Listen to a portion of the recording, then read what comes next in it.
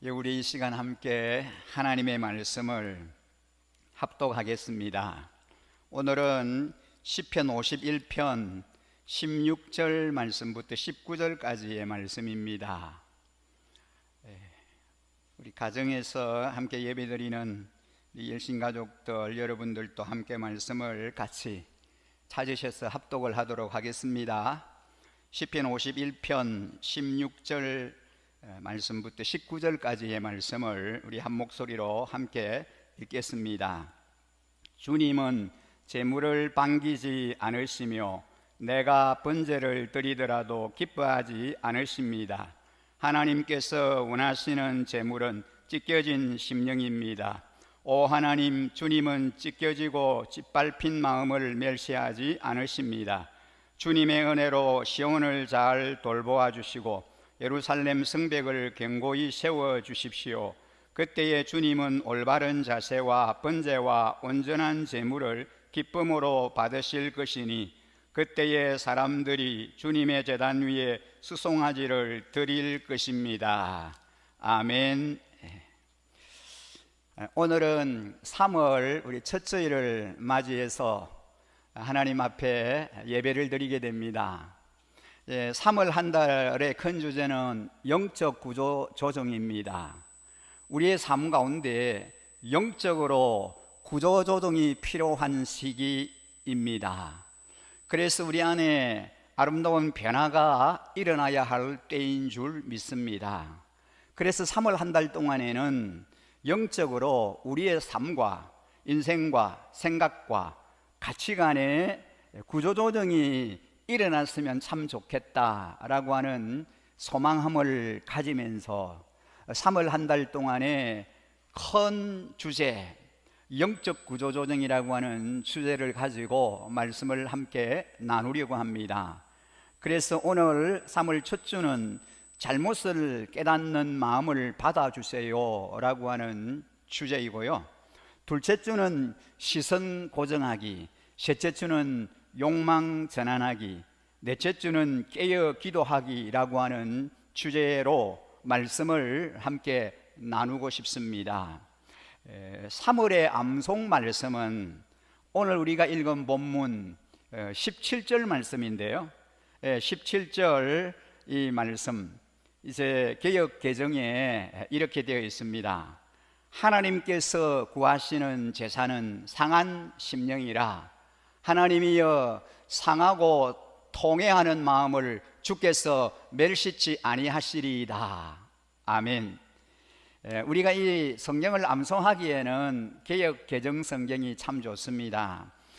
이해하기에는 우리가 쉬운 성경을 새로운 성경을 사용하고 있는데 말씀을 읽을 때 쉽게 우리에게 다가오는 것은 새로운 성경이 훨씬 좋고요, 성경을 암송하기에는 우리가 그동안 익숙해 있기 때문에 개역 성경이, 개역 개정 성경이 더 우리에게 쉽게 다가옵니다. 우리 자녀들이 벌써 3월을 맞이하면서 이 성경을 잘 암송하고 있습니다. 유치부 또 유년부 초등부 우리 청소년들이 이 3월 성경 암송 구절을 잘 암송하고 있습니다. 우리 어르신들도 3월 한 달 우리 암송 구절을 서로 암송하면서 묵상하는, 그래서 이 말씀을 통해서 은혜 받는 일에 좀 함께 참여했으면 좋겠습니다. 오늘 우리가 함께 묵상하려고 하는 이 시편 51편은 제 우리아의 아내 밧세바를 다윗이 우리아의 아내 밧세바와 정을 통한 후에 선지자 나단이 그에게 와서 그의 잘못을 지적한 일을 배경으로 해서 이 시가 기록이 되어졌습니다. 다윗은 밧세바를 범하는 잘못을 덮기 위해서 아끼는 부하인 우리아까지 죽음으로 내몰았습니다. 하나님과 사람들을 기만했지만 그는 죄를 깨닫지 못하고 둔감해져 있었습니다. 그래서 하나님께서 선지자를 보내어 그의 마음에 울림을 주셨습니다. 그 후에야 다윗은 자신의 잘못을 깨닫고 통해와 눈물을 흘리기 시작합니다. 다윗은 하나님이 죄인인 자신에게 바라시는 것이 무엇인지를 잘 알고 있었습니다. 율법이 요구하는 정결의식이 아니라 죄악으로 인하여 절망하고 가슴 아파하는 내면의 진실함인 것을 깨달았습니다. 그래서 자기 잘못을 주님 앞에 숨기지 않고 하나님 앞에 나아가 용서를 구합니다. 우리가 죄를 통회하며 주님 앞에 나아갈 때 결코 주님께서 우리를 업신여기시지 않습니다. 주님만이 우리의 내면을 고치실 수 있고 우리의 죄악을 정결케 하실 수 있습니다.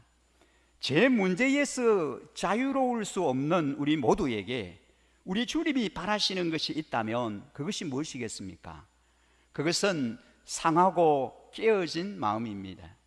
우리의 모든 죄악이 해결받고 용서받는 길은 오직 한 가지밖에 없습니다. 주님 앞에 잘못을 고백하고 용서를 구하는 길밖에 없습니다. 죄악에 둔감하거나 그것을 숨기려고 하는 시도는 주님을 기쁘게 할 수 없습니다. 오히려 우리가 주님 앞에 깨어진 마음으로 겸허히 나아갈 때 주님이 그 마음을 받아주십니다. 10절에서 12절을 보면 다윗이 하나님 앞에 회복을 간구하는 내용이 나옵니다. 우리가 오늘 시간 관계상 이 본문을 좀 짧게 읽었습니다만은 우리가 읽은 본문 앞에 있는 그 말씀을 보면 그런 내용인 거죠. 이 앞에 9절까지만 하더라도 다윗은 내 모든 죄악을 지워주소서라고 하나님 앞에 기도를 합니다. 그러나 이제는 거기서 조금 더 나아가 하나님 앞에 간구합니다. 뭐라고 합니까? 다윗은 하나님께 깨끗한 마음과 정직한 영을 허락해 달라고 기도합니다. 성령을 거두지 말아 달라고 하나님 앞에 간청합니다. 그리고 죄악으로 말미암아 잃어버린 구원의 즐거움을 다시 회복시켜 주시고 자원하는 심령을 허락해 달라고 기도합니다.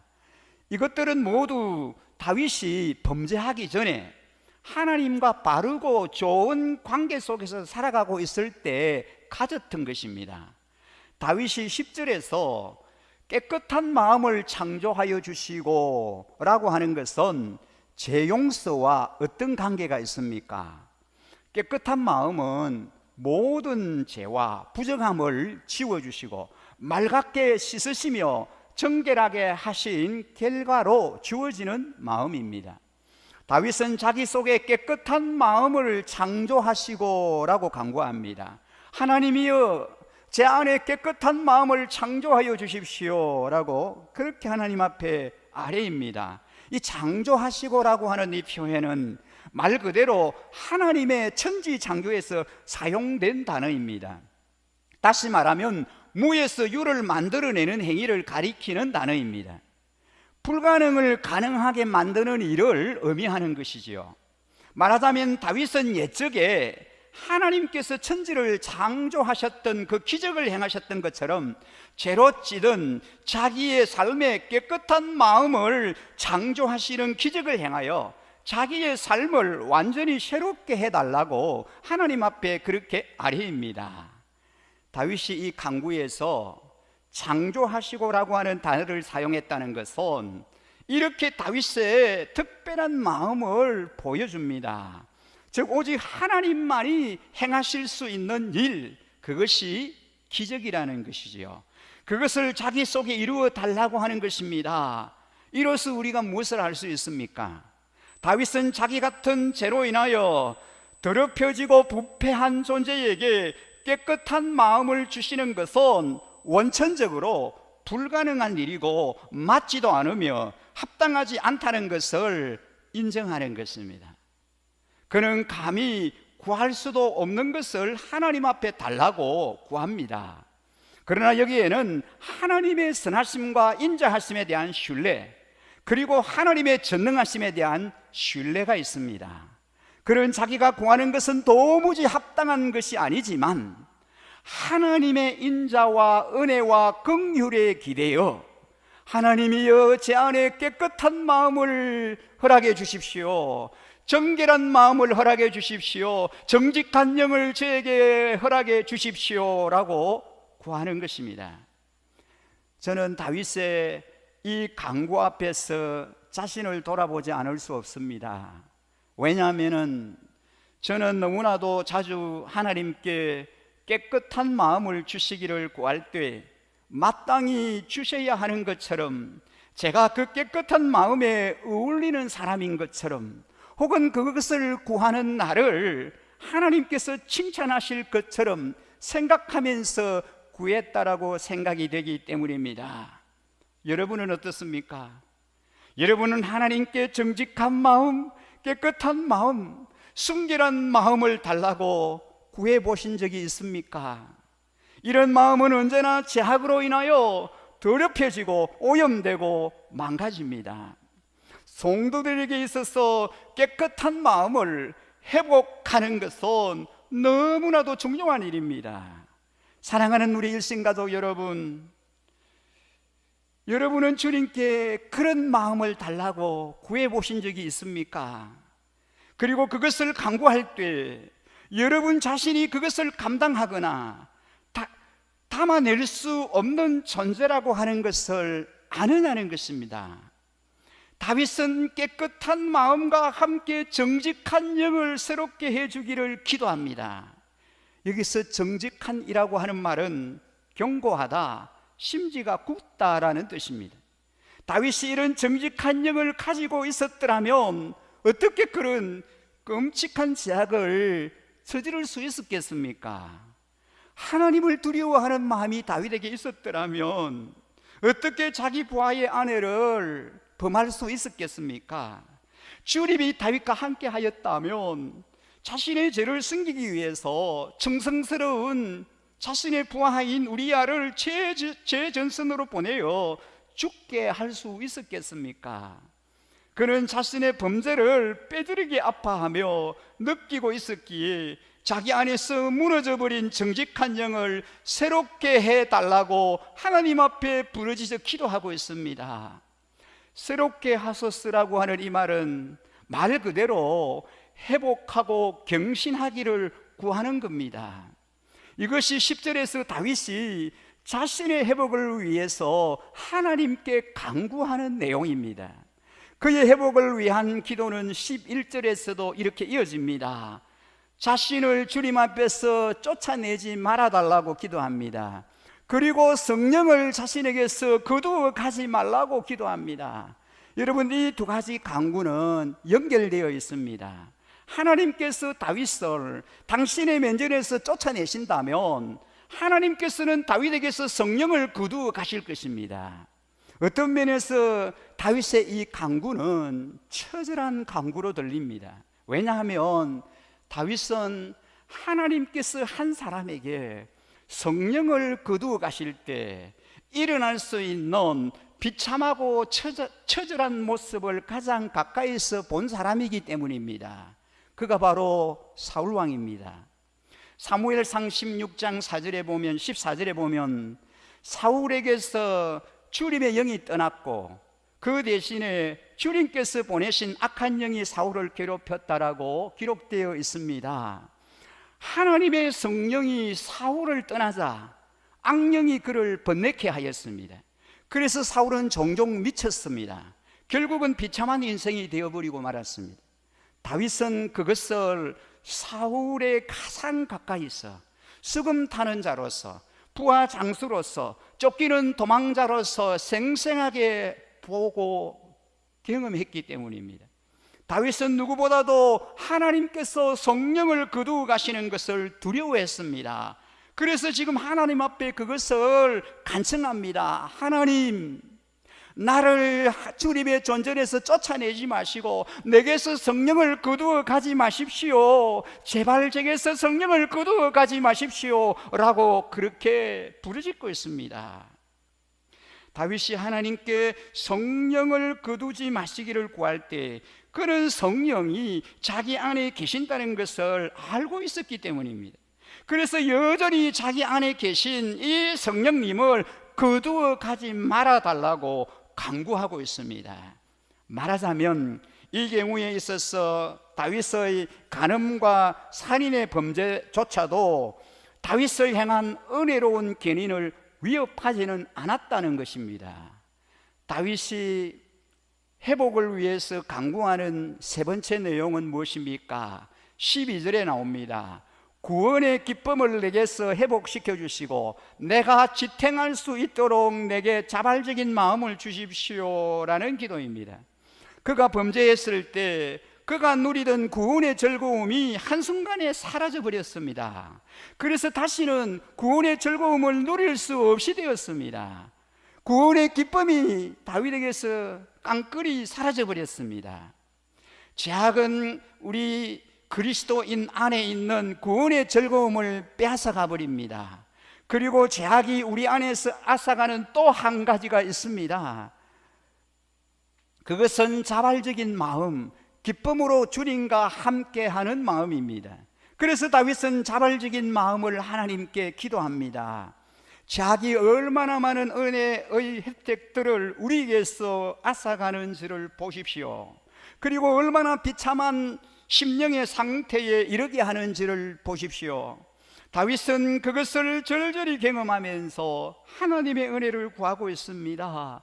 이 모든 것이 회복되는 길이 무엇입니까? 바로 회개하는 것입니다. 회개 없는 회복은 있을 수 없습니다. 그래서 다윗은 이런 회복의 강구를 10절에 이르렀어야 하나님께 구하고 있습니다.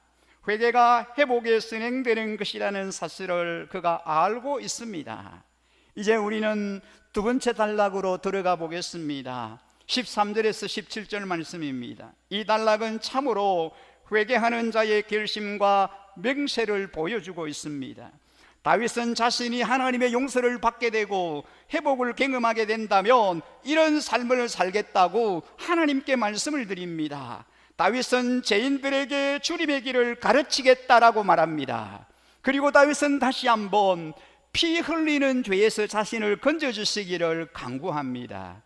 앞에서 주께만 범죄하여라고 말한 다윗은 자신의 죄악이 결국은 우리아를 죽인 죄요 사람을 해한 죄임을 고백하는 셈입니다. 그래서 자신을 그 죄에서 건져주실 때 그는 자기의 입술로 주의 의를 찬송하겠다라고 고백하고 있습니다. 그러나 찬송조차 마음대로 하는 것이 아니라는 것을 이내 고백합니다. 다윗은 위대한 시인입니다. 음악가였습니다. 하나님을 위한 찬송을 짓는 사람이었습니다. 하지만 하나님께서 그의 입술을 열어주지 아니하시면 주님을 찬송하고 전파할 수 없다는 사실을 그는 잘 알았습니다. 그렇습니다. 우리가 주님을 찬양하고 경배하는 모든 일들이 나만의 의지로, 우리만의 의지로 되는 것 아닙니다. 주님께서 우리의 입술에 찬양을 부어주지 아니하시면 결코 주님을 찬양할 수 없습니다. 아무리 입술을 통하여 하나님을 찬양하고 고백하고 싶어도 주님이 우리의 입술에 찬양을 주지 아니하시면 우리의 입술로 하나님을 찬양할 수 없습니다. 바로 지금 죄로 말미암아 하나님을 찬송하고 전파해야 할 자신의 입술이 닫혔고 해가 말라 버렸기 때문입니다. 이제 다윗이 16절에서 17절에서 하는 고백은 참으로 놀라운데 어쩌면 이 시편 51편에서 백미에 해당하는 부분이라고 할 수 있습니다. 주님은 재물을 반기지 않으시며 내가 번제를 드리더라도 기뻐하지 않으십니다. 하나님께서 원하시는 재물은 찢겨진 심령입니다. 오 하나님, 주님은 찢겨지고 짓밟힌 마음을 멸시하지 않으십니다라고 고백합니다. 16절은 다윗이 모세 율법에서 살인죄와 간음죄를 속하는 제사가 없다는 것을 알고 있었음을 보여줍니다. 구약시대에 이런 죄를 고의로 범한 자들은 죽음의 징벌 외에는 사함을 받을 수 있는 장치가 없었습니다. 다윗은 모세의 율법이 어떤 용서도 제공할 수 없는 두 개의 죄, 즉 살인죄와 간음죄를 범한 겁니다. 그는 자신에게 주어진 것은 죽음의 형벌 외에 아무것도 없다는 것을 잘 알았습니다. 그리고 또 하나 그가 알았던 것은 아무리 값비싼 희생 제물이 하나님께 드려진다라고 할지라도 참여하는 마음, 찢겨진 심령이 없이 드리는 모든 제사는 결국 하나님께서 거절하시는 제사라고 하는 사실입니다. 그는 하나님께서 구하시는 제사는 찢겨진 심령이라고 옳게 말합니다. 하나님은 찢겨지고 짓밟힌 마음을 멸시하지 않으신다는 사실을 그는 잘 알고 있었습니다. 그리고 그는 모세율법의 제사나 번제로가 아니라 찢겨진 심령, 찢겨지고 짓밟힌 마음으로 하나님께 나아가고 있습니다. 이것은 깨져서 산산조각이 나버린 향아리를 연상하게 하는 표현입니다. 다윗이 알았던 것이 무엇입니까? 그것은 하나님께서 받으시는 최고의 제물, 하나님께서 가장 탁월하게 여기시는 제물은 찢겨진 심령이라는 것입니다. 죄로 인하여 깨어지고 무너진 심령, 하나님의 은혜를 간절히 목말라 하는 영혼, 하나님의 사죄의 은혜에 굶주리고 목마른 영혼의 상태로야말로 하나님께서 받으시는 최고의 제사라고 말합니다. 다윗은 이것을 잘 알았습니다. 16절에서 17절은 다윗이 이것을 분명히 알고 있었다는 사실을 우리에게 보여줍니다. 그 누구도 너무나 큰 죄를 지어서 지옥에 가는 영혼은 없습니다. 큰 죄를 지었기 때문에 지옥 가는 게 아니라는 겁니다. 그러면 죄인이 지옥 가는 이유는 무엇입니까? 왜 지옥 가는 것입니까? 사실은 이 상한 심령으로 하나님께 나오지 않는다는 것입니다. 상한 심령으로 하나님 앞에 나오기만 하면 어떤 죄를 지어도 다 용서받을 수 있고 사함받을 수가 있는데 하나님 앞에 나오지 않는다는 거예요. 상한 마음, 애통하는 마음, 회개하는 마음을 가지고 하나님 앞으로 나오지 않습니다. 하나님의 용서하시는 은혜는 우리가 지을 수 있는 그 어떤 죄보다도 더 크고 더 위대합니다. 하나님께서 덮지 못하시고 사하지 못하실 죄는 존재하지 않습니다. 여러분이 어떤 죄를 지었을지라도 비록 그것이 모세의 율법으로는 사함을 받을 수 있는 길이 없다라고 할지라도 찢겨진 심령, 찢겨지고 짓밟힌 마음으로 하나님 앞에 나가기만 한다면 자비하시고 긍휼에 풍성하신 하나님께서 그 죄악을 사하여 주시는 것입니다. 다윗은 이런 하나님을 잘 알았습니다. 하나님이 바로 그런 분이다라고 하는 것을 다윗은 잘 알고 있었습니다. 정말 놀라운 것은 이 시편의 마지막 종결 부분입니다. 18절에서 19절 말씀입니다. 왜 제가 놀랍다고 말하시는지 아시겠습니까? 여러분, 우리가 이 18절 19절을 큰 소리로 한번 같이 읽어보실까요? 우리 한 목소리로 같이 한번 읽어보겠습니다. 주님의 은혜로 시온을 잘 돌보아 주시고 예루살렘 성벽을 견고히 세워주십시오. 그때에 주님은 올바른 제사와 번제와 온전한 제물을 기쁨으로 받으실 것이니 그때에 사람들이 주님의 제단 위에 수송아지를 드릴 것입니다. 아멘. 다윗은 자신의 참회의 시의 마지막 부분에서 공동체의 회복을 구하고 있습니다. 그래서 놀랍다는 것입니다. 다윗의 죄악은 물론 왕의 죄악이기에 무겁다고 볼 수도 있겠습니다. 한 개인의 죄로서도 그것이 한 개인의 죄로 끝나지 않는다는 겁니다. 한 개인의 죄는 공동체에 영향을 미친다는 사실을 그는 잘 알고 있습니다. 그것은 다윗에게는 이스라엘의 국가요 백성들이었습니다. 오늘날 우리에게는 그것은 교회 공동체입니다. 거룩한 공동체를 말합니다. 바울 사도는 고린도 교회를 향하여 이렇게 경고한 바 있습니다. 고린도전서 5장 6절에 보면은 저것 누룩이 온 등이에 퍼지는 것을 알지 못하느냐라고 말했습니다. 여러분, 다윗은 이것을 너무나 잘 알았습니다. 그래서 그런 주님의 은혜로 시온을 잘 돌봐주시고 예루살렘 성벽을 견고히 세워주십시오라고 간구합니다. 공동체의 평안과 번영을 간구하는 겁니다. 자기의 죄가 부정적 영향을 미치게 된 예루살렘의 참된 예배가 회복되기를 구하는 것입니다. 그래서 19절에서 그는 이렇게 고백을 합니다. 그때의 주님은 올바른 제사와 번제와 온전한 제물을 기쁨으로 받으실 것이니 그때의 사람들이 주님의 제단 위에 수송아지를 드릴 것입니다 라고 고백합니다. 그때에 언제를 가리키는 겁니까?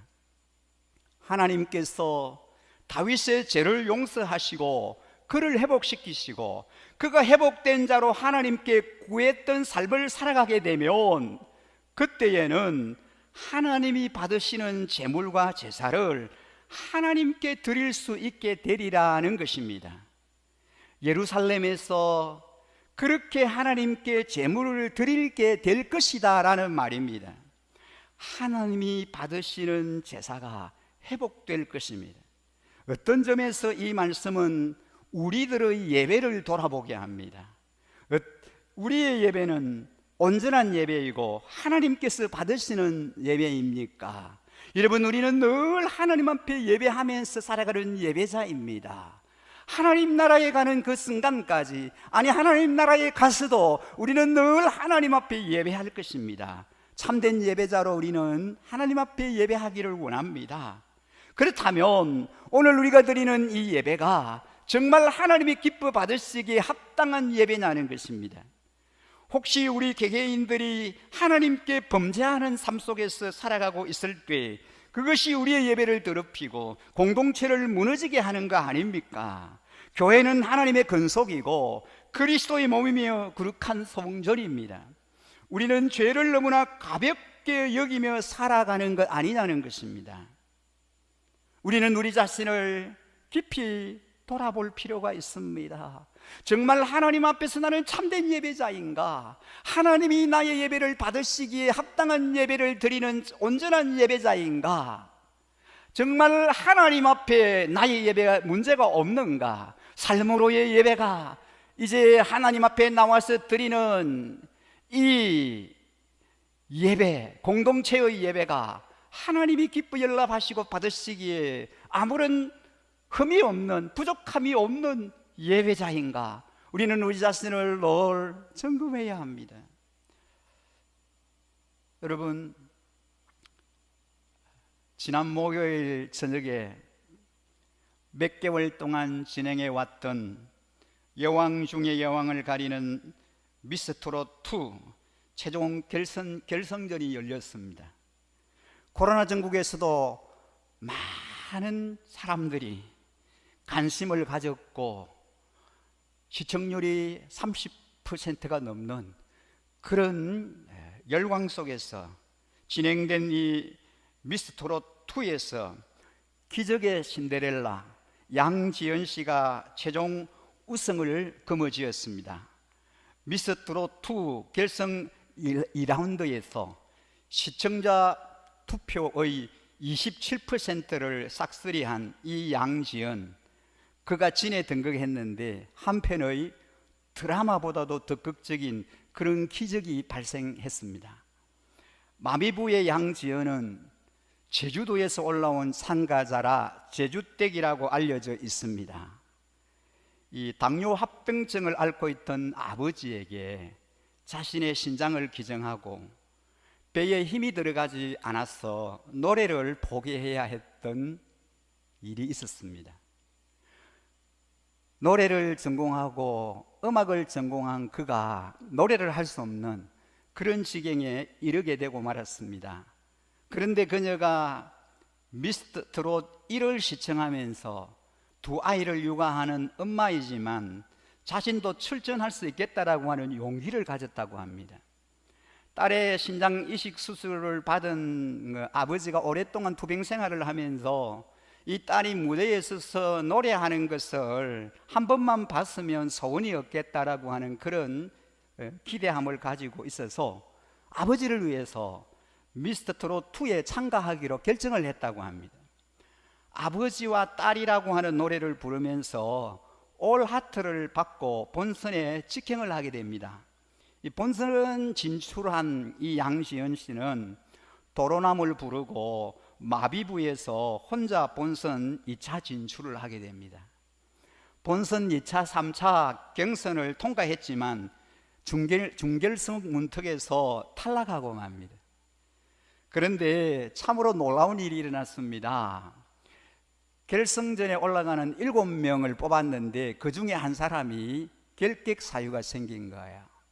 결연이 생기면서 갑자기 마스터들이 이 양지연을 중결승에 올리자고 결정을 해서 연락이 급하게 왔습니다. 근데요, 모르는 노래를 준비해서 불러야 되는데 20시간밖에 남아있지 않는 거예요. 여러분, 그 20시간 안에 모르는 노래를 소화해가지고 불러야 되는 거예요. 도무지 불가능한 일이라고 합니다. 노래만 연습해서 부르는 게 아니고 거기에 맞는 그런 이제 모든 것들을 준비해야 되는데 턱없이 시간이 부족한 거예요. 그래서 도저히 안 되겠다 하고 포기할 수밖에 없는 상황이었지만 살아가면서 떠올렸을 때 후회는 안 남게 한번 해보기로 하자 하고 연습에 임했다고 합니다. 중결승 1라운드 레전트 미션에서 원곡자 앞에서 이 3호곡이라고 하는 노래를 모르는 노래인데 짧은 기간 동안에 준비해서 불렀습니다. 1000점 만점 중에 965점의 높은 점수를 받았습니다. 결과는 결승 1라운드 3등 2라운드 미친 듯한 관객 점수로 중결승 5위를 차지하면서 당당하게 결승에 올랐습니다. 20시간 동안 2시간만 자고 밤새 연습을 끝내는 그런 이제 연습 가운데 결승 진출을 이루어냈다고 합니다. 근데 참으로 놀라운 것은 탈락해서 근거히 이제 다른 사람이 나오지 못함으로 인해서 맨 마지막에 올라간 결승전에서 국민투표 무려 80만 표 가까이 받아 득표율 23%를 기록하면서 최종 1위 진에 올랐습니다.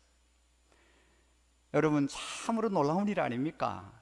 기적 같은 일이 일어난 겁니다. 그 수상 소감을 밝히는데 잠깐 들어보니까요, 제가 목요일 저녁에 늦게까지 본 거 아닙니다.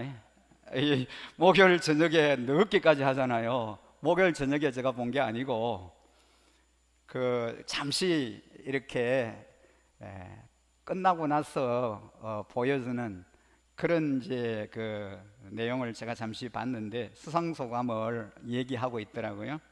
아버지를 사랑한다. 신장 이식 수술하고 후회한 적이 있었다. 가족들께 이 모습을 보여드릴 수 있어서 정말 행복하다. 남편과 아이를 못 본 지 몇 달이 됐는데 너무 보고 싶다. 너무 사랑한다고 울먹이면서 수상소감을 말하는 것을 봤습니다. 근본 이 미스터 트롯을 통해 많은 분들에게 주는 메시지가 있습니다. 인생은 얼마든지 반전하고 역전한다는 겁니다. 인생은 모험입니다. 인생은 연극처럼 리허설이 없습니다. 단 한 번의 냉정한 기회가 주어지는 것이 인생입니다. 아무리 어렵고 힘들어도 자신의 삶에 대한 기대를 가지고 열정을 불태우면 인생은 역전을 이루어낼 수 있다는 겁니다. 성경에도 보면은 욥이라고 하는 인물이 소개됩니다. 욥은 동방에서 가장 부자였습니다. 그런데 어느 날 갑자기 그 많던 재산을 다 잃어버렸습니다. 사랑하는 자녀들마저 10남매가 한꺼번에 다 죽어버렸습니다. 욥의 몸에는 질병이 찾아와서 건강도 잃어버렸습니다. 욥의 부인도 친구들도 욥에게 돌을 던지면서 욥을 비판하고 정죄했습니다. 이쯤 되면 모든 불평과 분노가 일어나고 인생을 포기할 수도 있는데, 욥은 현실을 긍정하면서 오히려 하나님께 감사하고 예배하면서 고난을 털고 이렇습니다. 주신 자도 여호와시요 취하신 자도 여호와시오니 내가 여호와를 영원히 찬송할지로다라고 하면서 결코 하나님을 원망하지 않았습니다. 그 후에 욥에게 인생의 역전이 일어났습니다. 고난 후에 욥은 재산의 갑절을 하나님으로부터 받았고 자녀도 갑절로 받는 그런 은혜와 복을 누리게 됩니다. 성경은 욥에 대해서 이렇게 갈무리를 합니다. 그 후에 욥이 140년을 살며 아들과 손자 4대를 보았고 욥이 늙어 나이가 차서 죽었더라 라고 말씀합니다. 인생은 환경이나 조건에 달려있는 것이 아니라 전능자이신 하나님의 손에 달려있는 줄 믿습니다. 그래서 인생은 역전입니다. 하나님께서 우리를 붙들어 주실 때 얼마든지 역전이 가능합니다. 반전이 가능합니다.